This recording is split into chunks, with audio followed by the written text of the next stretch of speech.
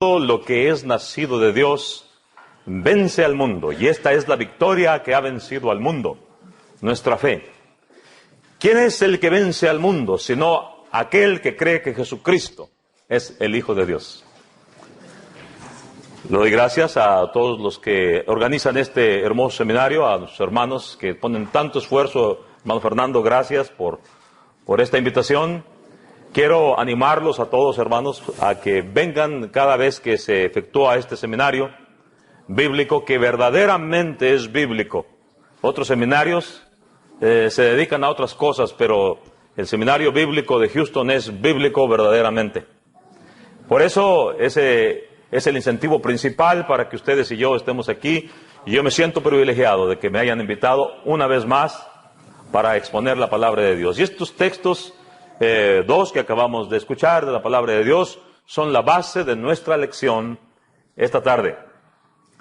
Al recibir la invitación y los temas que se me asignaron para compartir con ustedes, miraba yo los temas que tenían los demás hermanos, y todos ellos muy interesantes, cubriendo diferentes facetas de este tema tan precioso que se llama En tiempos difíciles Dios.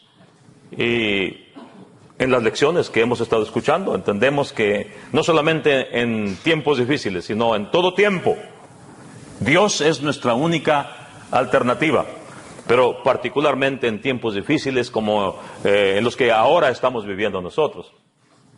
Y mirando los diferentes temas, quise yo, hermanos, enfocarlos, los que a mí me tocan, desde otro punto de vista, porque se ha estado hablando mucho acerca de la fe de cada uno de nosotros siendo probada de diferentes maneras, y yo aprecio las excelentes lecciones que hasta este momento se han presentado desde esta tribuna.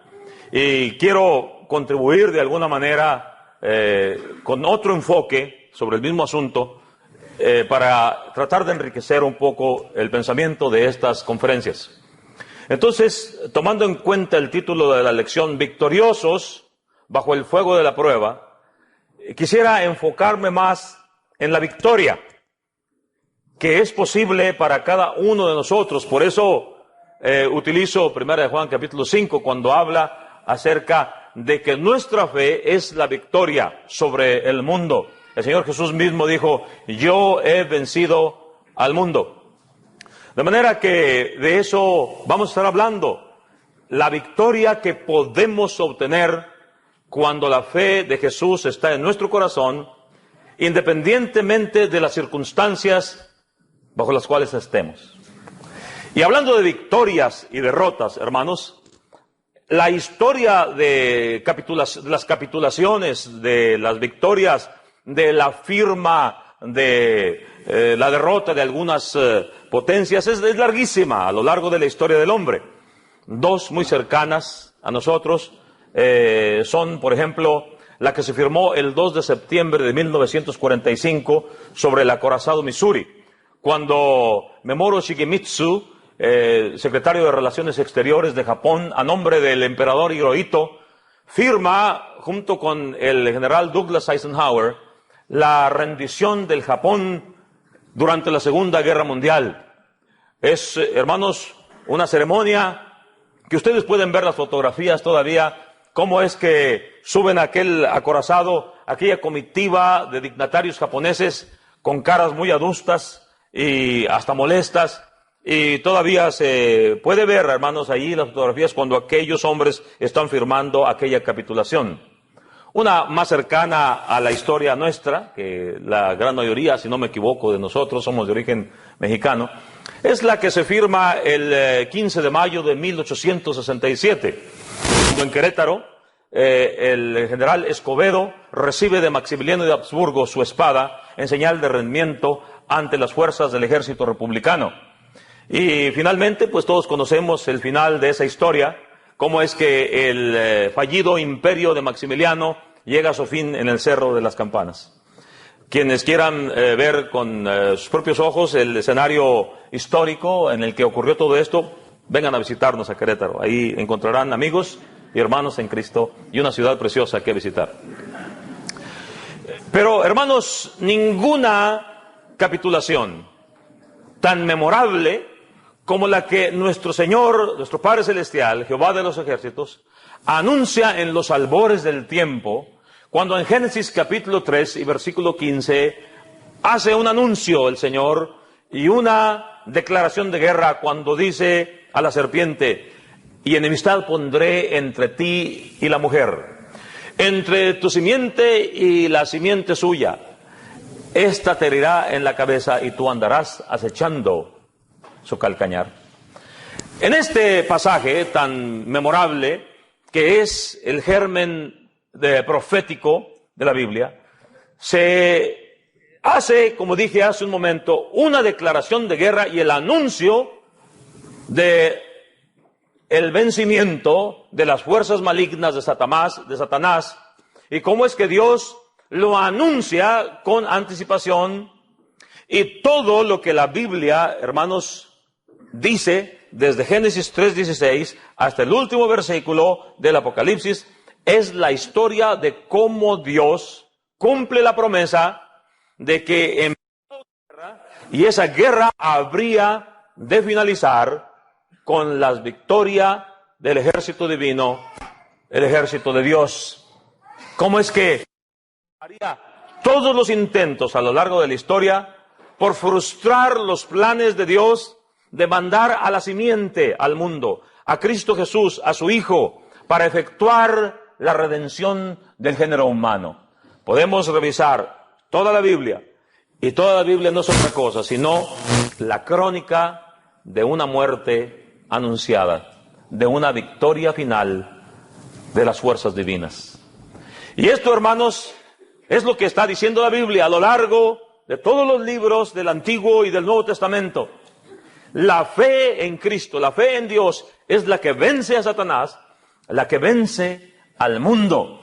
Y Satanás va a lanzar sus dardos de fuego contra nosotros, contra los hijos de Dios, y no va a poder hacer nada, porque todo está perfectamente planeado para que Dios y su pueblo logren la victoria final. De manera que, pues, podemos hablar desde muchos puntos de vista acerca de esto, pero, hermanos, la verdad es que este otro aspecto, este otro enfoque es apasionante. Y la pregunta que voy a contestar esta tarde en base al tema asignado es: ¿cómo se logra la victoria aun cuando estamos a veces apabullados por el fuego de la prueba?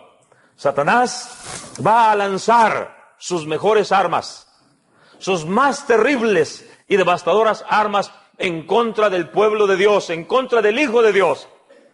¿Cómo es que nosotros, hermanos, podemos lograr la victoria bajo el fuego de la prueba? Esta lección, entonces, tiene como propósito, hermanos, decirnos en primer lugar que sí es posible la victoria, que estamos en el ejército correcto. Porque ¿cuántas veces nosotros como cristianos, hermanos, dudamos? ¿Cuántas veces flaquea nuestra fe como pensando, bueno, la gran mayoría de la gente está del lado contrario, está haciendo la obra de Satanás y les va bien? ¿No será que estamos nosotros mal, que estamos equivocados? Hermanos, esta lección está diseñada para hacernos sentir, para darnos la certidumbre de que estamos en el ejército correcto, en el ejército que finalmente triunfará sobre todos los demás.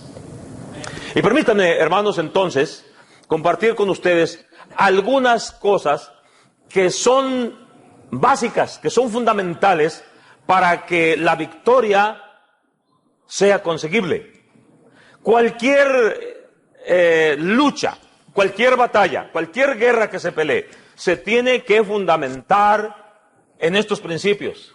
Y nosotros, como parte del ejército de Dios, tenemos que conocer estos principios y tenemos que afirmarnos en ellos.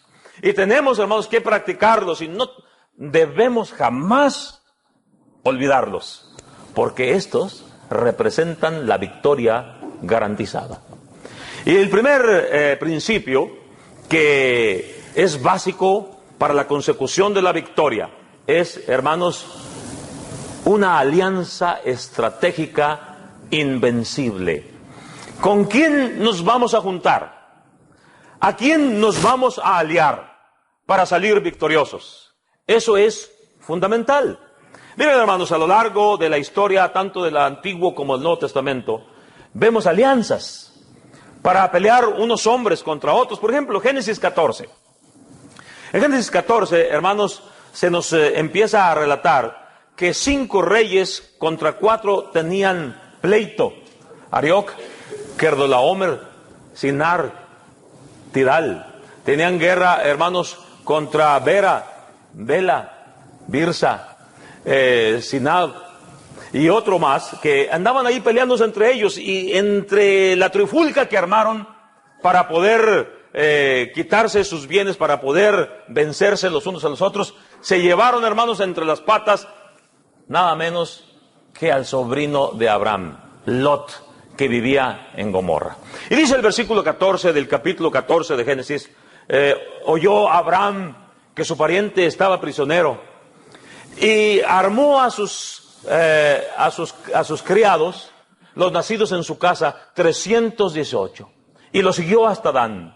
Y cayó sobre ellos de noche, él y sus siervos, y los atacó, y los fue siguiendo hasta Oba, al norte de Damasco, y recobró los bienes, y recobró a su pariente Lot y sus bienes, y a las mujeres y demás gente. Miren, hermanos, cuando pensamos en Abraham, no es cierto, hermanos, que tenemos la tentación de pensar en él como un pobre y abandonado beduino allá en el desierto, cuidando cabras, cuidando ovejas, como diciendo, bueno, cuando Dios llama a Abraham, realmente era un hombre insignificante. Pero véanlo aquí, hermanos, a este hombre, aliado de Jehová. Un hombre poderosísimo, que él solo, hermanos, puede derrotar a los 4 reyes que los otros 5 no habían podido derrotar. Él solo. De manera que Abraham no era un individuo insignificante. Él tenía muchos bienes, tenía muchas riquezas y tenía mucha fuerza desde el punto de vista militar. Pero eso no es lo que le garantizó a Abraham la victoria en aquella batalla, sino que él era aliado de Dios. La fe que Abraham tenía se había visto desde muchos años antes, cuando Dios lo llama. Allá 2 capítulos antes, en el capítulo 12, cuando dice la palabra de Dios, que Dios había dicho a Abraham: sal de tu tierra y de tu parentela y de la casa de tu padre a la tierra que yo te mostraré. Y entonces sale Abraham, y lean ustedes el relato, con cuánta gente sale, con todos sus bienes. No era un individuo insignificante, pero lo que Abraham tenía sobre todas las cosas era una alianza invencible con Dios. Por eso este hombre pudo vencer a estos otros, a los cuales se les llama reyes. Eran reyesuelos comparados con Abraham. Abraham no se llamaba a sí mismo rey, sin embargo, él era aliado del rey del universo. Cuando leemos más adelante, hay tantas historias sobre esto, hermanos, de hombres que parecieran insignificantes y que aliados con Dios fueron poderosísimos. Leemos también el caso de Gedeón, allá en Jueces 7. Desde el 6 se empieza a hablar. ¿Cómo es que este hombre se alía con el Señor? Y va, hermanos, y pelea contra los enemigos numerosísimos, poderosísimos, los madianitas. Y sin embargo, hermanos, Dios lo envía con muy poca gente y sin armas. Si ustedes me dicen a mí, vas a pelear contra un ejército numeroso, armado hasta los dientes, y con lo que único que vas a pelear es, vas a llevar 300 hombres, y vas a llevar teas, y vas a llevar cántaros, y esas van a ser tus armas. Yo no sé cuántos de nosotros estaríamos dispuestos a salir a la batalla con esas armas, con semejante armamento, hermanos.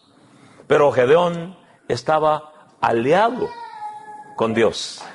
Y entonces, esa noche, dice la palabra de Dios, el ángel del Señor sale y destruye miles y miles de aquel campamento, y a la mañana aquello, hermanos, era un tendido de cadáveres por todas partes. Y todo porque este hombre creyó en Dios, no en las armas, sino en Dios, y se alió con el Rey del universo.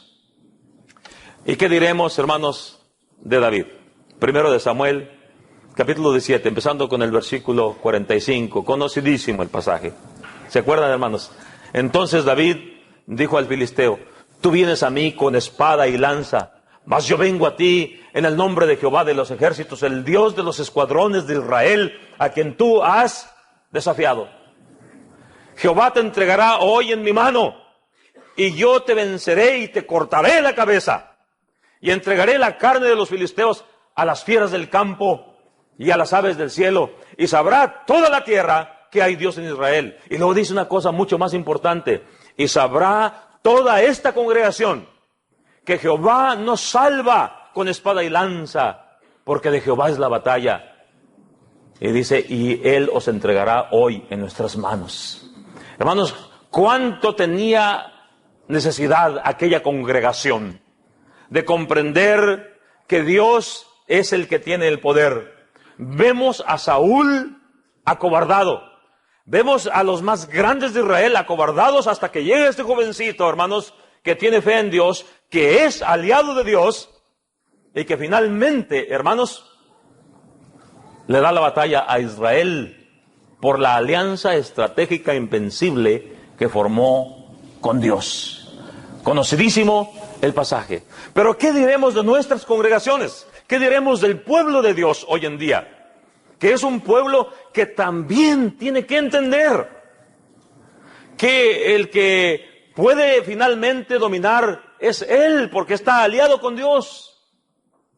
No necesitamos nosotros tener las grandes cadenas de televisión para predicar al mundo, aunque si lo podemos hacer, lo tenemos que hacer.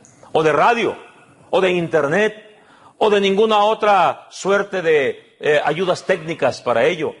La iglesia del Señor en el siglo I creció poderosamente porque tenía un recurso del cual echó mano inmediatamente. Estaban aliados con Dios. Nosotros podemos evangelizar este país y todos los países del mundo si tan solo estamos dispuestos a creer en Dios como David, a aliarnos con Él, hermanos, y hacer su trabajo sin tener todas las demás cosas que el mundo tiene para propagar sus ideas. Nosotros podemos vencerles.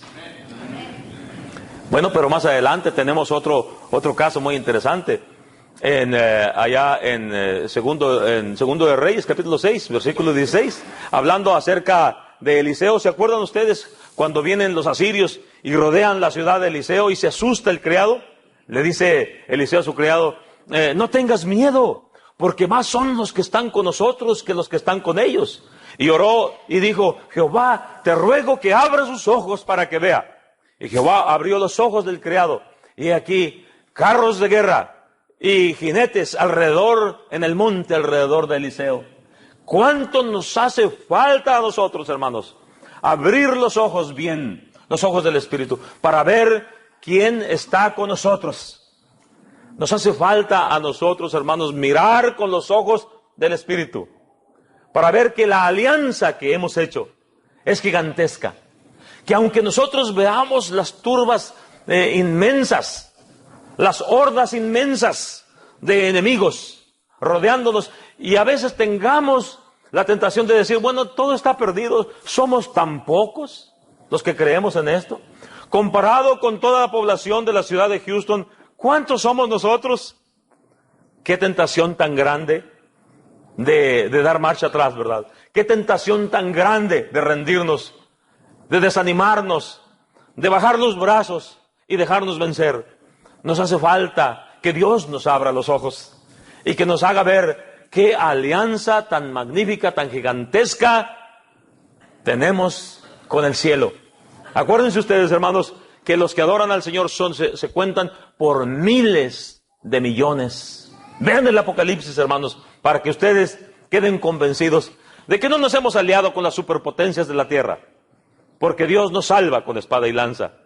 Su Santo Espíritu es el que da la victoria. Tenemos, hermanos, que tener esa alianza estratégica con Dios y con su ejército. Eso dijo el Señor Jesucristo cuando allá en Mateo 26, ¿se acuerdan? Cuando venían a apresarle sus enemigos.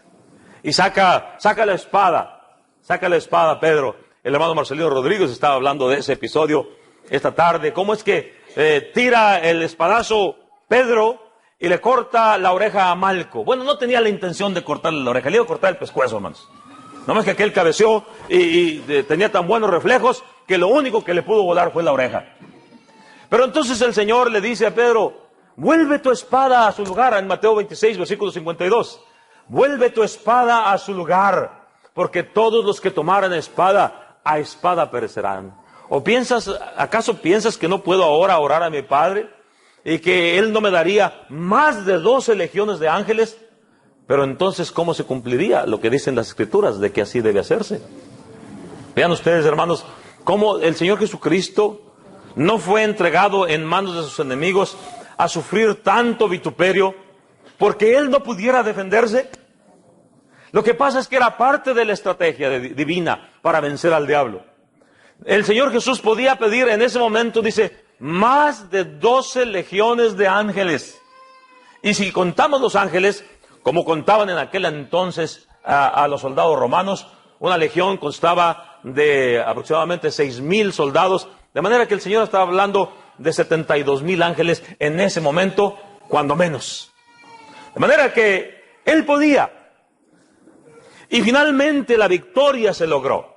La victoria sobre Satanás, la victoria sobre el pecado. Pero es que el Señor Jesús tenía una alianza con su Padre y la quiere tener también con nosotros.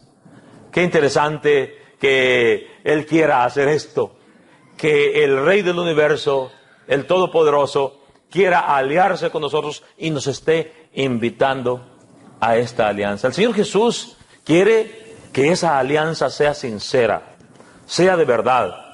¿Se acuerdan ustedes lo que dice allá en Lucas 11, versículo 23? El que conmigo no es, contra mí es. Y el que conmigo no recoge, desparrama. Él quiere que seamos sinceros, que seamos claros, que definamos, que digamos de qué lado estamos y que entremos de todo corazón. ¿Acaso no es esto, hermanos, lo que siempre pidió de su pueblo en el Antiguo Testamento y también de nosotros hoy en día? Cuando se trataba que alguien quería obedecer el Evangelio, los predicadores del siglo I siempre enfatizaban, hermanos, la necesidad de la sinceridad a la hora de obedecer. ¿Qué le dice Felipe el eunuco allá en Hechos 8:37? Si crees de todo corazón.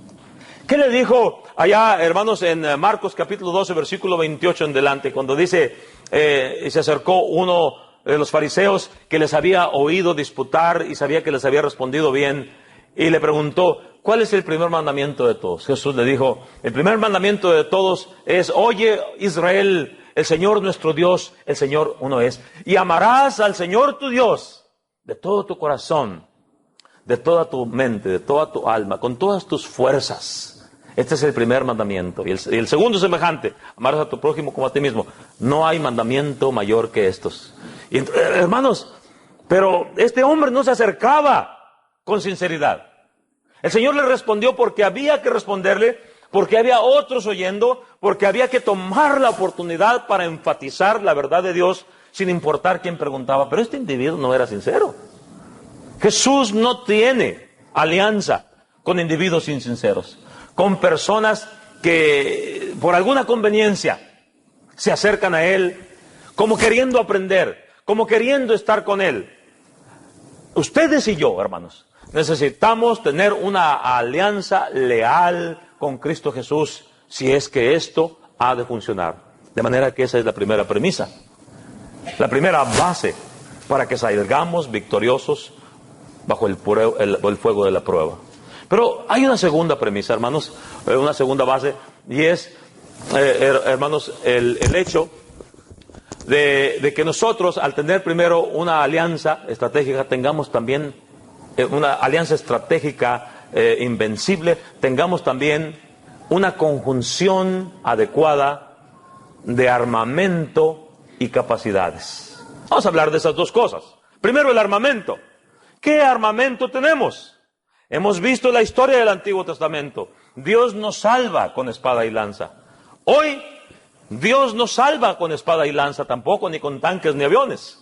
Dios tiene armas mucho más poderosas que esas. Bueno, la palabra de Dios es muy clara cuando en Romanos capítulo 13, versículo 12, dice la palabra de Dios, la noche está avanzada y el día se acerca, desechemos pues las obras de las tinieblas y vistámonos de las armas de la luz. Segunda a los Corintios capítulo 6, versículo 7, en palabra de verdad, en poder del Espíritu, con armas de justicia a diestra y a siniestra. Segunda a los Corintios capítulo 10, versículos 3 y 4. Pero aunque andamos en la carne, no militamos según la carne, porque las armas de nuestra milicia no son carnales, sino poderosas en Dios para la destrucción de fortalezas. ¿Y qué diremos de Efesios capítulo 6, versículo 10 en delante?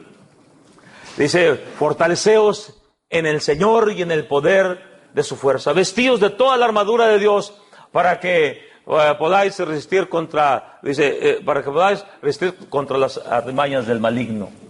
Porque no tenemos lucha contra carne ni sangre, sino contra principados, contra potestades, contra los gobernadores de las tinieblas de este siglo, contra huestes espirituales de maldad en las regiones celestes.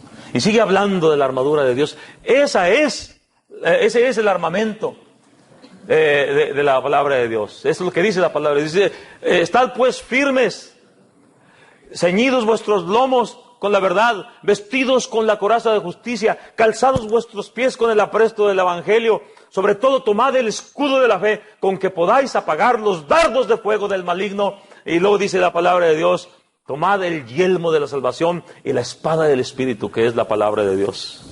Dígame usted, ¿qué armamento puede haber más poderoso que este? Las otras armas destruyen lo material, las nuestras destruyen lo espiritual, que es mucho más grande que lo material. Pero hermanos, ninguna arma es suficiente. Nada vale cuando nosotros no estamos entrenados, no practicamos en el uso de estas armas. Una persona que no sabe usar un arma, fácilmente se puede matar a sí misma. Pero si ustedes son soldados entrenados, ustedes pueden usar su arma en las peores condiciones, armarla y desarmarla con los ojos cerrados. Esa es una de las prácticas en el ejército, para que usted pueda utilizar su arma correctamente. Nosotros como cristianos también, ¿qué tanto conocemos las armas que Dios ha puesto en nuestras manos? ¿Qué tanto creemos en el poder de ellas? Ese es el problema. El problema no es que Dios no nos haya dado los pertrechos y las armas adecuadas. El problema es que nosotros, muchas veces, no somos soldados capaces.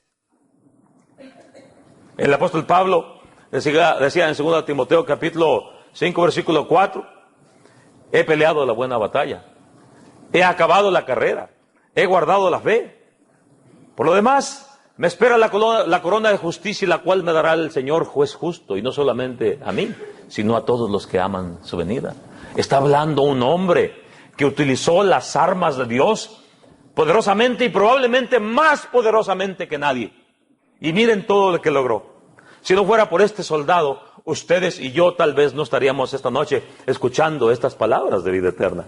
Un hombre que supo conocer el poder de las armas que Dios había puesto en sus manos y dejó las otras. Porque él era un hombre aguerrido cuando no conocía a Cristo. Él era un hombre poderosísimo. Pero él mismo dijo, todo lo demás no tiene importancia para mí. Es basura comparado con lo que Dios me ha dado, con el conocimiento del Hijo de Dios.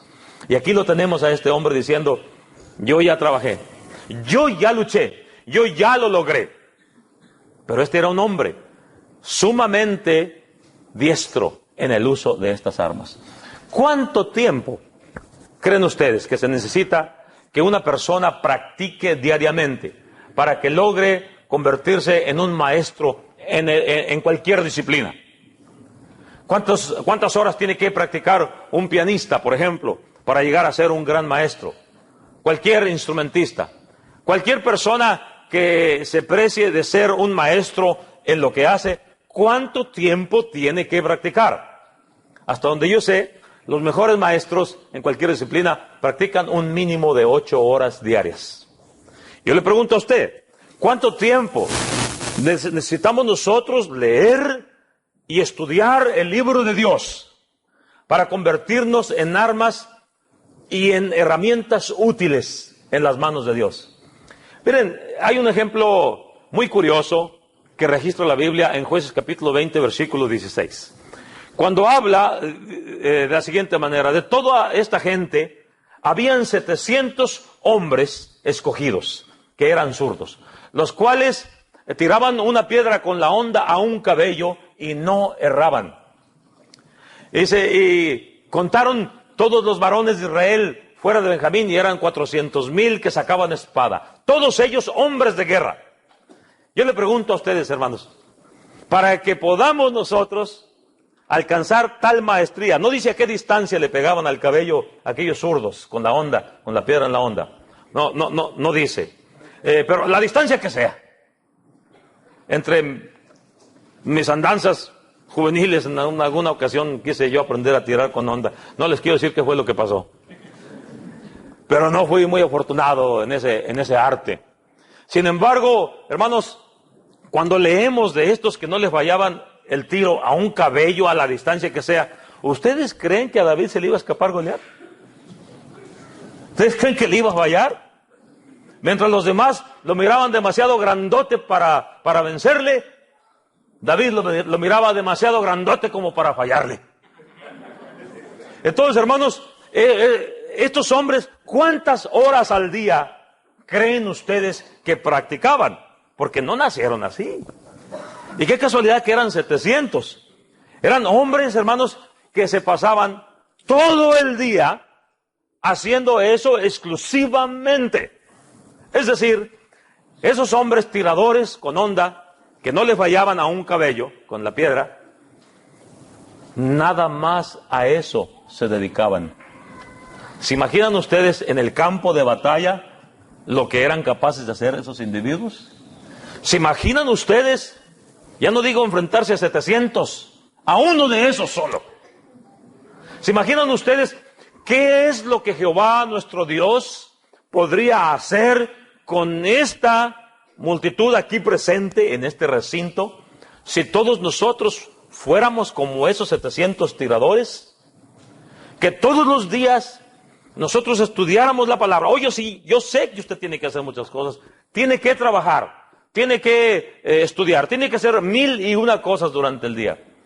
Pero ya no digo que se dedique usted solamente a la lectura y el estudio de la Biblia, pero sí que aparte tiempo. Que usted en el día diga, esta es la hora en la que yo leo, en la que yo estudio, escudriño las Escrituras. Déjeme planteárselo así. ¿Qué sucedería con la iglesia del Señor si todos los que estamos aquí esta noche eligiéramos separar 2 horas diarias, 3 horas diarias de estudio bíblico? A la vuelta del año, ¿cuánto conocimiento tendríamos? ¿Qué tan buenas herramientas de evangelismo seríamos nosotros en las manos de Dios? Nada más en el transcurso de un año. Quiero decirles, hermanos, que si hiciéramos eso, la iglesia sería inmensamente grande. Nos estamos quejando de lo que hacen otros y lo hacen mal, pero esta es una cosa que nosotros estamos haciendo mal. No estamos practicando en serio lo que dice la palabra de Dios, no estamos estudiando la palabra de Dios, y por lo tanto, si ponen en nuestras manos un arma, capaz que nos andamos matando solos. Así que, hermanos, piensen, ¿cómo es que aquellos individuos llegaron a hacer eso? Y lo que nosotros podemos llegar a hacer en las manos de Dios si somos estudiantes serios de la palabra de Dios. ¿Saben ustedes, hermanos, cuál fue uno de los problemas del pueblo de Israel? La palabra de Dios dice en Deuteronomio 17, empezando en el versículo 18, hablando del rey que habrían de tener, porque Dios se adelantó al tiempo y les dijo, va a llegar un día en que van a querer tener rey. Pongan uno de sus hermanos como rey. Y dice, y cuando se siente sobre el trono de su reino, escribirá en un libro para sí mismo una copia de esta ley, del original que está en las manos de los sacerdotes levitas, y lo tendrá consigo, y leerá en él todos los días de su vida para que aprenda a temer a Jehová. Y sigue hablando cómo es que iban a venir muchas bendiciones. Cuando el rey hiciera eso, el rey se tenía que convertir, como una de sus primeras tareas, en un escriba para hacer su propia copia de la palabra de Dios. Hoy podemos ir a la librería y comprar una Biblia, pero en aquel entonces no se podía hacer eso. Bueno, el rey tenía que hacer su propia copia de la ley de Dios y leerla todos los días. Pero no fue así. Ese fue el problema de Israel. El que debió haber sido el principal, el primer estudiante de la Biblia en Israel, el rey, se convirtió en un hombre flojo, en un hombre que se olvidó de este mandamiento primero que Dios le había dado. Y como resultado de ello, el reino se fue en declive hasta que desapareció en manos de los asirios y en manos de los babilonios. Y todo, hermanos, porque no se hizo lo que Dios había mandado, no se estudió la palabra de Dios como se debía haber estudiado, empezando por el rey. Hermanos, pero es que el estudio diario de la palabra de Dios era característica de los hermanos del Nuevo Testamento. ¿Se acuerdan ustedes lo que dice Hechos 2:42? Perseveraban unánimes en la doctrina de los apóstoles, en la comunión unos con otros, en el partimiento del pan, en las oraciones. Hechos 17, y versículo 11. Y estos eran más nobles que los de Tesalónica, porque recibieron la palabra con toda solicitud, escudriñando cada día las Escrituras para ver si estas cosas eran así. Esto es lo que hizo que la iglesia del Nuevo Testamento creciera de una manera asombrosa, de una manera maravillosa, que era un pueblo que estudiaba el libro de Dios, estudiaba la doctrina de Dios. No era un pueblo que se alimentaba los domingos 2 horas en la mañana